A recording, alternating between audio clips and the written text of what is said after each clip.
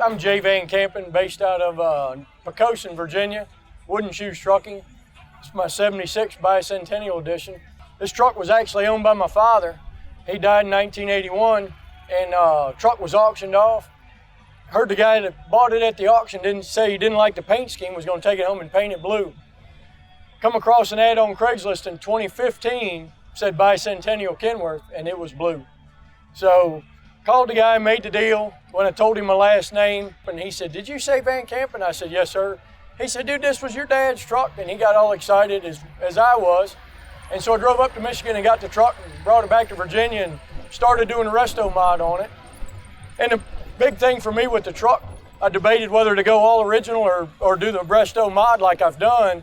And to me, it was something only the good Lord can put together. I believe in the good Lord above, and so I just want to share that with everybody, and I don't try to push it, but just share my story of what he's done for me through a semi-truck.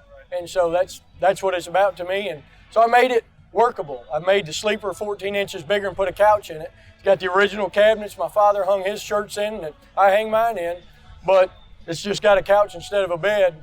Just stayed old and traditional, tried to keep it as original as we could.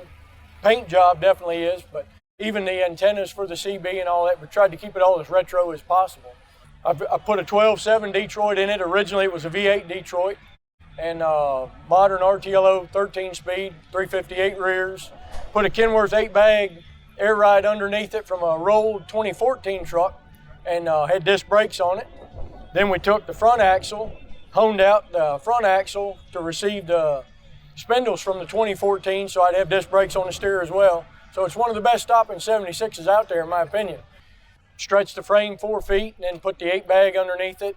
And this frame's a 1/4 inch shorter than the other frame, so then it was a matter of just shaving things down and getting everything to work and a lot of different things. And I wanted a clean look under the truck, so I wound up taking the 14's air tanks and made brackets to fit it between the frame rails in the rear, so it's a clean look, and everything else. We did a lot of different things to it that took a lot of time.